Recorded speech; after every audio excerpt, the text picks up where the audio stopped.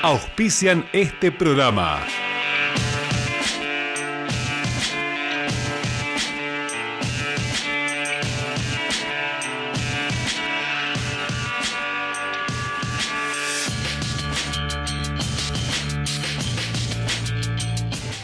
A partir de este momento iniciamos nuestro programa de una manera distinta, diferente. Vamos a tener seguramente también las voces musicales que siempre han distinguido a educación, a ciencia y a cultura. Estamos en los programas finales de este año, que realmente ha sido satisfactorio para nuestro trabajo periodístico, porque los invitados siempre han jerarquizado justamente a estos programas de educación, de cultura, de ciencia, de salud, que hemos tratado de poner todas las semanas para que nuestros televidentes tengan una diversidad de temas realmente importante. Y en estos programas finales de balance, de análisis, de reflexión, nos visita hoy justamente el secretario de Gestión Cultural, Javier Armentano. Javier, gracias por estar con nosotros. ¿Qué tal, Daniel? ¿Cómo andás? Como siempre, un gusto enorme venir acá a tu programa. Bueno, la verdad, Santa Fe en los últimos tiempos ha tenido un aspecto distintivo. En pleno proceso de pandemia, nada sencillo, nada fácil, seguir trabajando con los distintos artistas de diversos lugares de la provincia de Santa Fe, ¿no? En primer lugar. Sí, no solamente con los artistas, sino también con las instituciones, lo cual no ha sido sencillo en estos 2 años de pandemia. Nosotros, por ley, a través del Fondo de Asistencia Cultural, por ejemplo, asistimos a las bibliotecas populares de toda la provincia y asistimos a los museos de toda la provincia. Para lo cual, por ejemplo, para darte algunas cifras, bibliotecas populares llegamos a poner en orden, en condiciones de recibir el subsidio, a 225 bibliotecas. Y pasamos de 18 millones de pesos del año 2020 a 46 millones este año, lo cual le implicó, por ejemplo, un subsidio a las bibliotecas de casi 200.000 pesos a cada una.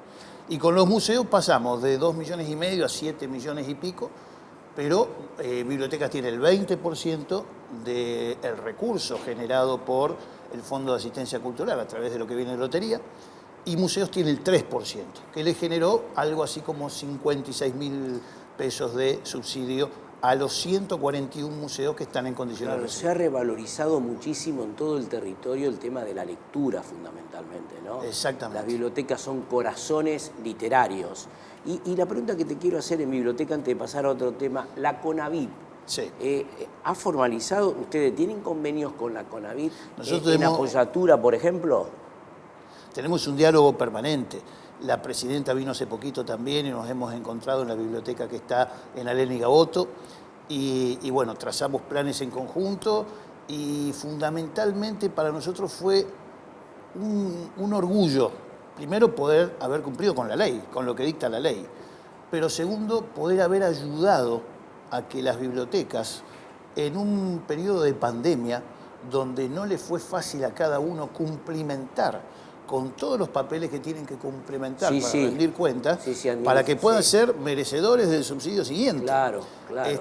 Haber podido ayudar y haber podido colaborar a que estén en orden y que tengamos sobre los 200, casi 260 bibliotecas que hay, algunas todavía en forma irregular, pero 225 ya están en ley. O sea que para nosotros fue un orgullo grande. Y hay otro, vos hablabas recién de los museos, y me parece que el Museo del Deporte ha sido un aspecto también a destacar en esta gestión cultural de la provincia, ¿no? Sí, no solamente el Museo del Deporte, nosotros tenemos en el mundo museos, hay museos que dependen directamente del Ministerio de Cultura de la provincia y otros que dependen indirectamente. Por ejemplo, lo que te decía recién, son los que reciben el subsidio a través del Fondo de Asistencia Cultural. De los 10 museos que tenemos bajo nuestra órbita directa, hay 3 en Rosario, hay 5 en Santa Fe y tenemos Callastá y Puerto Gaboto. Que para todos hemos generado el plan de museos, que es el plan 2021-2023, donde hay, bueno, si algún día tenemos tiempo, te lo podría contar en detalle, pero consta de lineamientos, programas, acciones, y la verdad que ya está en marcha. Y bueno, los 360 que algunos de estos días hemos venido a contarlo forman parte de ese plan Y lo más pretencioso, si se quiere, de todo, es el plan de equipamiento que tenemos para todos los museos. Claro. Hemos hecho un relevamiento exhaustivo, museo por museo, de qué es lo que le falta para que estén en condiciones hoy en día de trabajar. O sea, maquinaria, herramientas, claro, a eso todo tipo. apuntaba. Seguramente con el avance tecnológico, evidentemente los museos tienen que tecnificarse fundamentalmente. Sin dudas. No solamente en tecnología para la comunicación.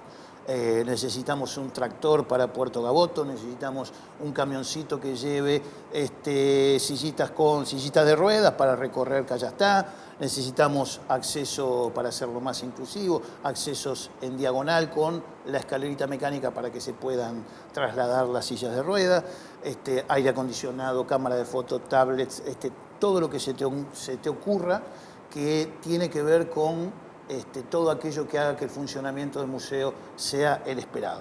Hemos podido recuperar este año el Festival de la Poesía, que está dentro de la órbita cultural. También ha sido un hecho a destacar en la ciudad. Sí, Festival de la Poesía, Festival de Armónica. El año que viene vamos a hacer el encuentro de escritores, el primer encuentro provincial de escritores.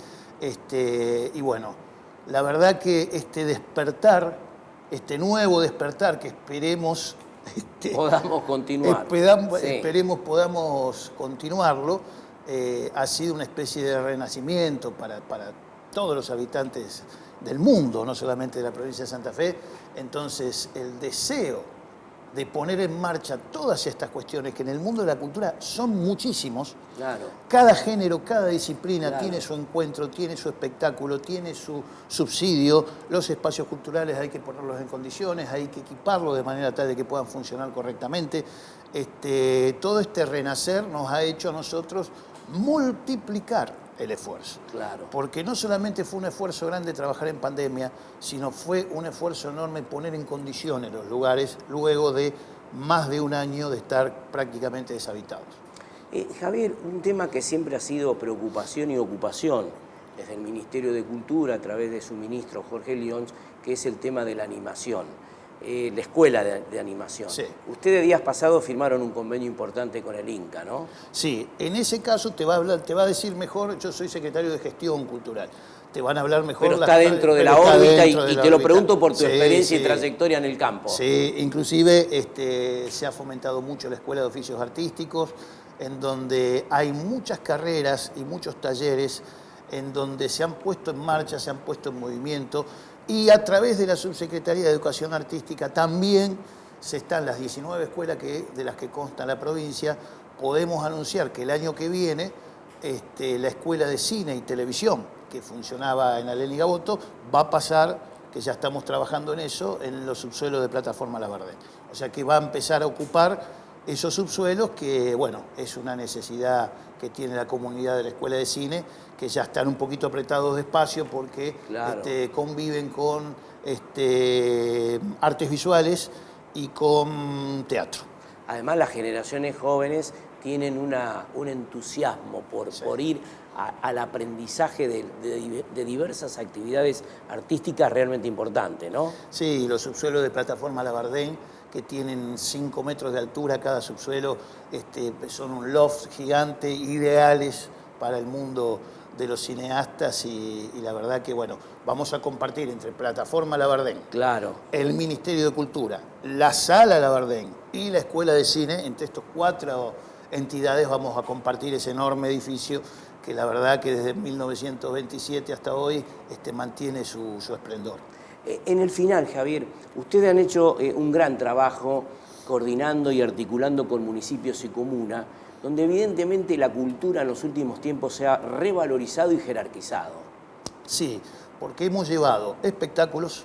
Santa Fe Tu Corazón fue esto último que fue un gran acierto del ministro Jorge Lyons, en donde hemos llevado por toda la provincia una especie de camioncito que se abría y se generaba el mismo camión era el escenario, lo cual generaba el interés de todas las comunidades donde fuimos, porque desde temprano que se empezaba a armar todo, hasta altísimas horas de la noche, hemos compartido con muchos pueblos, porque aparte cada lugar donde íbamos juntaba a toda la gente alrededor, llevando espectáculos principales, espectáculos locales, espectáculos de la región. o sea que han sido encuentros en donde en comunas y municipios hemos barrido el mapa, más allá de esto que te decía de las bibliotecas y museos, que también barren el mapa, y más allá del mundo patrimonial, en donde también la bajante del río ha hecho que haya la recuperación de espacios culturales, evidentemente. Sí, ha sido la verdad que un ida y vuelta con cada rincón de la provincia en donde hemos estado presentes. Javier, muy amable por estar con nosotros, te deseo muchas felicidades para vos, toda tu familia, y seguramente el año próximo nos reencontraremos por el mismo sendero y el mismo camino. Dani, para mí es un gusto venir a tu programa, sé la persona de bien que sos vos, y además que también sos un promotor cultural, porque por tu espacio pasan cantantes, pasan artistas. Tratamos de revalorizar justamente a los artistas locales, regionales y provinciales. Nos parece que es un momento justo y un espacio en este canal de poder llevar adelante la presencia de estos artistas. Muchas gracias a vos. Un fuerte abrazo. Nosotros vamos a una pequeña pausa y seguimos en Educación, Ciencia y Cultura.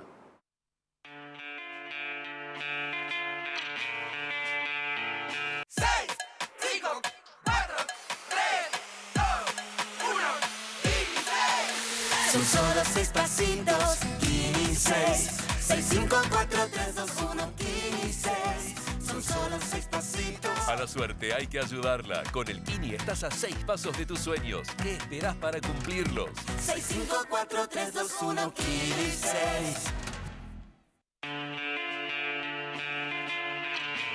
Decíamos que teníamos el bloque de salud. Bueno, es un gusto contarlo al doctor Alberto Tuninetti.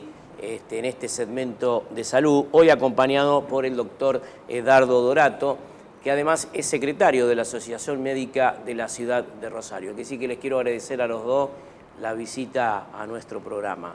Muchas gracias, estamos muy cómodos acá. Bueno, muchas gracias. Bueno, en primer lugar le voy a hacer a nuestro primer visitante, doctor, una pregunta, porque recién en bloques anteriores estábamos hablando mucho de la pandemia.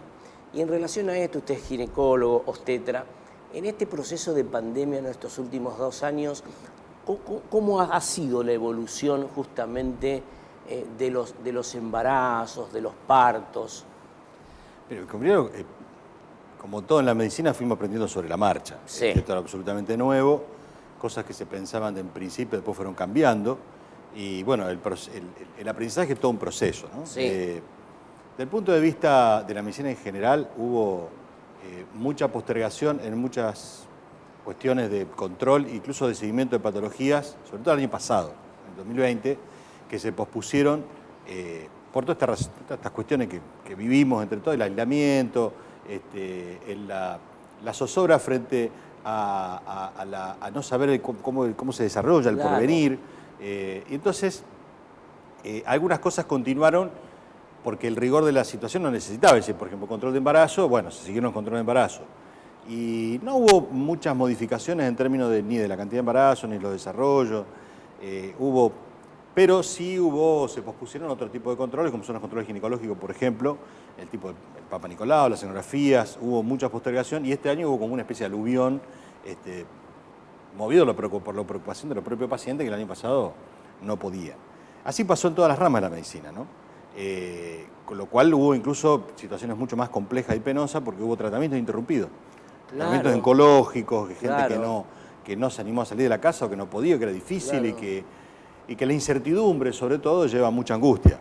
Inclusive, doctor, un plan de control sanitario que en otros tiempos no existía, como ahora lo hemos conocido en profundidad en este proceso de pandemia.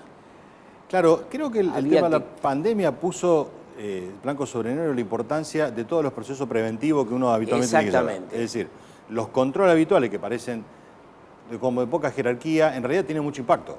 Porque cuando se dejan de hacer, empieza a haber, desde un lado, patología retenida, que la llamamos nosotros, patología que aparece y no se trata, o patología que se ignora, lo cual también es un problema serio. Y en medio de todo eso, la incertidumbre que generaba no saber exactamente qué pasaba con el desarrollo de patologías. Después se fue aprendiendo, como al principio parecía que era todo el tema de los respiradores, y después no fue siempre todo así, no digo que no fuera importante. Y sí, también aprendimos por la demostración de los números, que lo que cambió drásticamente en el panorama fue la vacuna. Es decir, hoy hay mucho más contacto social que antes, Y sin embargo, bajaron mucho los casos, sobre todo bajó la mortalidad de los casos graves. Nosotros llegamos a tener inundado de terapia intensiva a los pacientes con una mortalidad de 60% o más en terapia intensiva. Y hoy, por lo menos en los últimos meses, esto mejoró y el único factor importante que intervino fue la vacuna. Ahora estamos volviendo un rebrote. O sea, no estamos aislados del mundo y nadie sabe exactamente qué va a pasar. Otra vez aparece el factor incertidumbre, que por supuesto lleva angustia, preocupación. Probablemente haya vuelta, depende de la autoridad sanitaria, pero otra vez a ciertas restricciones, volver al distanciamiento. No se sabe exactamente qué. Claro. Pero lo estamos viendo con mucha preocupación. Claro. Sobre todo porque lo que vimos en los meses álgidos de la pandemia fue mucho agotamiento del personal. Sí. Es decir, es difícil explicar en corto tiempo, pero por ejemplo, para trabajar en terapia intensiva o en las salas de COVID que no fueran terapia intensiva, el agotamiento se ve porque hay decisiones difíciles que tomar, angustiosas.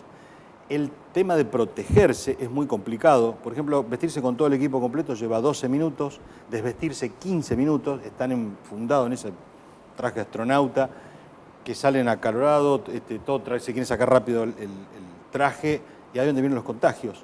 Los médicos tuvimos durante toda la pandemia 4 veces más de riesgo de contagio que la población general y 4 veces más de muertos que la población general. Claro. Eso también es cierto. Claro. Y eso lleva a agotamiento, porque aparte está todo el temor de llevar el contagio a la casa, a la familia, médicos que se vivieron aislados meses fuera de su familia. Claro. Esta cosa es complicada. Eso lo vamos a hablar después desde el punto de vista de la Asociación Médica, en este reconocimiento que hay que hacerle a todo el personal de salud. Alberto, en pleno proceso de pandemia en relación a la cirugía plástica, ¿no? ¿Eran las de urgencia, quedaban postergadas o relegadas aquellas que podían esperar? ¿Esto se vio así? Sí, al principio se dio que no podíamos salir de vacaciones, la gente tenía algún ahorro y todavía los números acá estaban muy buenos. O sea, nosotros fuimos, como decía Dardo, tomando el ejemplo, por suerte, de otro continente donde ya había cierta experiencia y nosotros empezamos a trabajar en ese sentido. Al principio sí, mucha gente, yo creo que se operó más que lo normal, ¿no es cierto? Sobre todo en esa temporada. Y después ya no. Yo particularmente no iba a llevar un paciente a un lugar de internación donde había pacientes COVID. Alguna cirugía ambulatoria pequeña, todos quirófanos de circulación ambulatoria sin internación y protegiendo al paciente, sobre todo, ¿no es cierto? Entonces, bueno, tomábamos algunas precauciones, se le pedía un PCR negativo previo a la cirugía, en fin, se tomaban ciertos recaudos que normalmente en esta situación hay que tomarlos, sí o sí. Claro. Doctor, en relación ahora que está en marcha desde el 21 de diciembre en Santa Fe el pase sanitario, ¿esto es importante? Yo creo que es importante, sí. Pero lo más importante es lo simbólico, que no está expresado estrictamente en la propia pantallita que uno exhibe, que es la cuestión de la toma de conciencia del disciplinamiento propio, porque esto funciona a la medida que cada uno tenga conducta propia. Claro. Es decir, no se puede estar con la autoridad todo el tiempo presente marcando lo que hay que hacer. Claro. Esto, o la gente se apropia del cuidado y lo toma conciencia, o vamos a un fracaso. Esto es una realidad y pasa en el mundo entero, no solamente acá. Entonces el hecho de tener que exhibir el carnet, además uno le hace que tomar conciencia, bueno, a qué lugar puedo ir, dónde me conviene, empieza a pensar en esa cuestión. Hoy lo que vemos con preocupación frente a la escalada que hay de los nuevos casos, para nosotros, desde el punto de vista médico, hay mucha relajación de la conducta todavía, ¿no? No sabemos hasta cuándo esto va a revertir, pero bueno. Y desde la Asociación Médica como secretario general, Alberto como componente también del mismo, la verdad hay que hacerle un reconocimiento a todo el personal de salud, pero ese reconocimiento, más allá que sea social, que es necesario, que es importante, también debe ser salarial. Sí. Y justamente el 3 de diciembre, que fue el Día del Médico, uno de los eslogan era justamente el reconocimiento al Día del Médico, pero también que las autoridades reconozcan justamente la labor del médico. ¿Esto es así? Sí, Exactamente así, porque también es largo de explicar cómo es el sistema de financiamiento, ¿no? Pero es complicado. Pero el sector de financiamiento que depende de las obras sociales y los prepagos, hay un claro retraso de los aranceles, clarísimo retraso de los aranceles en términos reales, muy difícil de recomponer, y esto genera mucho malestar. El médico tiene que vivir como cualquiera, va al supermercado, va a Claro, lógico, por supuesto. Y hay un claro retraso del nivel de arancelamiento que nosotros todo el tiempo estamos denunciando, tratando de negociar, y estamos reclamando sin parar, ¿no? Entonces aprovechamos este tema que es del 3 de diciembre, es decir, bueno, no solamente una simple salutación, sino que darle algún contenido. El contenido es exponer que efectivamente hay, no digo maltrato, pero sí hay un destrato respecto de la conducta. Porque en esto sí, yo lo digo sin temor a equivocarme, todos mis colegas pusieron el cuerpo sin medir consecuencias. No, sí, por supuesto. Esto, incluso en los tiempos que lo hablábamos con Alberto el otro día, los tiempos que no había vacuna, y nadie se escapó. Mucha gente que no tenía que ver con las especialidades de terapia intensiva, de clínica, de infectología, que se fue a reentrenar al colegio de médicos, pensando que, bueno, en la medida que la primera línea fuera cediendo, porque se enfermaba y demás, había que aislarlo, había que tomar la posta, y se reentrenaron, más o menos 2.500 médicos en Rosario se reentrenaron para hacerse cargo del COVID, sin pensar si algo más venía, o si se lo iba a retribuir. Y me parece que de esto, desde el punto de vista del Estado y de los financiadores de las obras sociales, no hay reconocimiento. Claro, sí, lo comparto. Doctor, le quiero hacer una pregunta como médico estrictamente, ¿no?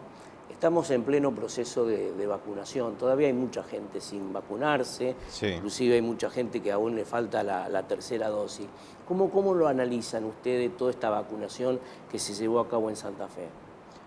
No, yo creo que fue muy positivo, de hecho creo que es una de las provincias que mejor vacunó y tiene más alto porcentaje, tiene que ver mucho la labor creo de la ministra de Salud, que trabajó muy bien en ese sentido, y la gente de epidemiología de la provincia. Sí. Creo que en ese sentido han trabajado muy bien. Después está la conducta individual, lo que decía Dardo, si nosotros no vamos a poner el brazo, es difícil para él y para todos sus contactos. Claro.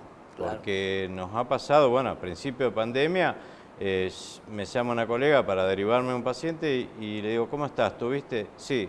Dice, y se enfermaron mis dos hermanas y mamá se murió a los 4 días. Y evidentemente una relación con el ámbito laboral de ellos. Claro. Alberto, en el final, una pregunta le voy a hacer a Alberto y otra final al doctor. En primer lugar, Alberto, estamos muy cerca ya de las fiestas, estamos en estos programas finales, y me gustaría una recomendación con el tema de los juegos de artificio y estas cuestiones que muchas veces después traen aparejado toda una serie de situaciones y concurren a sus consultorios. Sí, con respecto, es algo, digamos, ya de todos los años y desde hace mucho tiempo.